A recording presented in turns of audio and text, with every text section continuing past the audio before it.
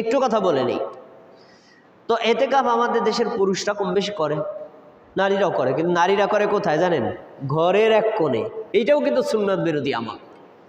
এতেকাফের শর্ত হলো মিন মসজিদিন জামিঈ, জামে মসজিদ হতে হবে। যদি নারীও বসে তাহলে মসজিদের মধ্যে, আর পুরুষও বসে তাহলে মসজিদের মধ্যে। এবার তো আপনি আমার দিকে বড় চোখে তাকাইছেন, নারীরা মসজিদের মধ্যে কে দেখবো, কি বলবেন? আরে ভাই, এই সেন্সটা আসছে কেন জানেন? আমাদের মসজিদগুলোতে নারীদের জন্য কোনো ব্যবস্থা রাখা হয়নি, এই জন্য এই কথাটা আসছে। নারীদের জন্য যদি পর্দার সাথে মসজিদের একটা জায়গা আলাদা করে রাখা হয়, ওইখানে শুধু নারীরাই ঢুকবে, নারীরাই বের হবে, নারীদের জন্য অজুখানা, নারীদের জন্য পেশাবখানা, নারীদের জন্য যাবতীয় আলাদা সেপারেট, ওইখানে কোনো পুরুষ প্রবেশ করবে না, তাহলে একজন মা আর বোন যদি এতেকাফ করতে চায় ওই জায়গাতেই করবে। যদি পর্দার পরিবেশ না থাকে করবে না, এটা তো ফরজ কিছু না। কিন্তু ঘরের কোণে যদি কোনো মা বোন এতেকাফ করে, এতেকাফের নেকি পাওয়া যাবে না। আচ্ছা, এখন তো যেহেতু কদর তালাশ করতে বলা হয়েছে, দেখেন হাদিস। উবাদা ইবনে সামিত রাদিয়াল্লাহু আনহু বলেন, খরাজান নবী সাল্লাল্লাহু আলাইহি ওয়াসাল্লাম ইউখবিরানা বিলাইলাতিল কদর। রাসূল সাল্লাল্লাহু আলাইহি ওয়াসাল্লাম একদিন আমাদের কাছে বের হয়ে আসতেন, মানে তার কক্ষ থেকে মসজিদের মধ্যে আসতেন। আসার পরে তিনি আসছেন কেন? উপস্থিত মুসল্লি যারা আছে তাদেরকে জানাবেন কদর কবে, এই কদরের সংবাদ দেওয়ার জন্য। ফাতালাহা রাজুলানি মিনাল মুসলিমিন, মসজিদের মধ্যে দুই মুসল্লি ঝগড়া লাগাই দিয়েছে। সাহাবীদের মধ্যে আছে না, কথা বিতর্ক, একটু রাগারাগি হইতে পারে না, এমনটা হয়ে গেছে। এখন আল্লাহ নবী সাল্লাল্লাহু আলাইহি ওয়াসাল্লাম আগে কি কদরের সংবাদ দিবেন না তাদের ঝগড়া থামাবেন? আগে তো ঝগড়া থামাবেন, তার বলো কথা। কারণ ঝগড়া থামাতে গেলে সান্ত্বনামূলক দুইজনের দুই চারটা কথা তো বলা লাগে। ওই কথাগুলো বলতে গিয়ে রাসূল সাল্লাল্লাহু আলাইহি ওয়াসাল্লাম কদরের যে ফিক্সড তারিখ আল্লাহ জানাইছেন ভুলে গেছেন। ভুলে যাওয়ার পরে তিনি তাদেরকে বলছেন, শোনো, খরাজতু লিউখবিরুকুম বিলাইলাতিল কদর, আমি তো আমার কক্ষ থেকে তোমাদের কাছে বেরিয়ে আসছিলাম এই জন্য কদর কবে সেটা জানানোর জন্য, ওই রাতে তোমরা ইবাদত করবা। কিন্তু ওই দুইজন পরস্পর ঝগড়া করছে, ওদেরকে থামাই থেকে আমি ভুলে গেছি। আল্লাহ আমার অন্তর থেকে উঠে এনেছেন, আমি ভুলে গেছি। এরপরে তিনি বলছেন, শোনো, ওয়া আসা আইয়াকুনা খাইরাল লাকুম, আল্লাহ যে আমাকে জানায়া দিলেন আবার ভুলাইয়া দিলেন, হয়তো এটার মধ্যে তোমাদের কোনো কল্যাণ আছে। কল্যাণ আছে কিনা? আছে। কিভাবে আছে? যদি আল্লাহ রাসূল সেদিন বলে দিতেন 27 রাত লাইলাতুল কদর, তাহলে সবাই শুধু 27 রাতে ইবাদত করতো, অন্য কোনো রাতে করতো না। আর যেহেতু এটা অনিশ্চিত করে দিয়েছেন, এখন একজন বান্দা বান্দি কদর তালাশ করার জন্য 10 রাত ইবাদত করবে, 10 রাতের এক রাতে কদর, বাকি 9 রাত অতিরিক্ত করলো, আল্লাহ কি 9 রাতের নেকি দিবে না? তাহলে বান্দার কল্যাণ হলো।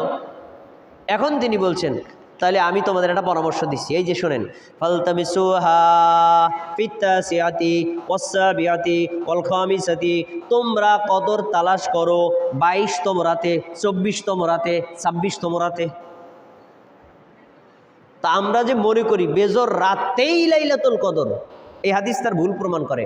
বেজর রাতে হওয়ার সম্ভাবনা আছে, কিন্তু জোর রাতেও হতে পারে, এই হাদিস তার দলিল। তার রাসূল সেদিন কি বললেন? 22তম রাতে তালাশ করো, 24তম রাতে তালাশ করো, 26তম রাতে তালাশ করে, এই তিনটার যে কোনো একটা রাতে হতে পারে। আচ্ছা, এরপরে হাদিস দেখেন, রমজানের শেষ দশকের বেজর রাতগুলোতে কদর হতে পারে, তাও হাদিস আছে। রাসূল সাল্লাল্লাহু আলাইহি ওয়াসাল্লাম বলেন, তাহাররাউ লাইলাতাল কদরি ফিল ওয়াতরি মিনাল আশরিল আওয়াখির মিন রমাদান, তোমরা রমজানের শেষ দশকের বেজর রাতগুলোতে লাইলাতুল কদর তালাশ করো। রমজানের শেষ 10টা রাতের বেজর রাতে, 21তম রাত, 23তম রাত, 25তম রাত, 27তম রাত, 29তম রাত, এই 5টা রাতের যে কোনো একটা রাতে হতে পারে, তোমরা তালাশ করো। তাহলে রাসূল সাল্লাল্লাহু আলাইহি ওয়াসাল্লাম এইখানেও কিন্তু অনিশ্চিত করে 5টা রাতের অনুসন্ধান করতে বললেন। এবার কদর যে ফিক্সড একটা রাতে না, তার প্রমাণ আমি আপনার 2টা দলিল দিব। আবু দাউদ একটা হাদিস আছে, রাসূল সাল্লাল্লাহু আলাইহি ওয়াসাল্লাম বলছেন, তোমরা 23তম রাতে কদর তালাশ করো, কারণ ওই রাতেই লাইলাতুল কদর আছে। একেবারে রাত ইন্ডিকেট করে বলছেন, তাহলে ওই বছরে কদর ছিল 23তম রাতে। বুখারীতে একটা হাদিস আছে, উবাদা ইবনে আবু সাঈদ খুদরি রাদিয়াল্লাহু তাআলা আনহু থেকে, তিনি বলেন, আমরা রাসূলের সাথে ইতিকাফে বসছিলাম 11তম রাত থেকে শুরু করে 20তম রাত পর্যন্ত, মাঝের 10টা রাতে। 20তম দিনে আমরা মসজিদে আমাদের বেডিংপত্র সব গুছাইছি, বাসায় চলে যাব। ফজরের নামাজ পড়ার পরে রাসূল সাল্লাল্লাহু আলাইহি ওয়াসাল্লাম বলছেন, তোমরা সবাই বসো। তোমরা আমার সাথে কি জন্য বসছিলা এতেকাফে? লাইলাতুল কদর তালাশ করতে না? লাইলাতুল কদর আমাকে দেখানো হয়েছে মাঝের 10 রাতে নাই, শেষ 10 রাতে আছে। তাহলে আমি আবার এতেকাফে বসে গেলাম, আমি আর বাড়িতে যাব না, তোমরাও বসে যাও। খেয়াল করে শোনেন কথাটা, তোমরা বসে যাও। এখন শেষ 10 রাতে তালা করতে বসছেন, আল্লাহ রাসূল বসে গেলেন, সাহাবীরা বেডিংপত্র গুছাইছিলেন যাওয়ার জন্য, আবার গেলেন না, সবাই বেডিংপত্র আবার বিছায় নিলেন। তিনি বললেন, তবে কদর কোন রাতে আমি স্বপ্নে একটা জিনিস দেখছি, ওটা মনে আছে। কি?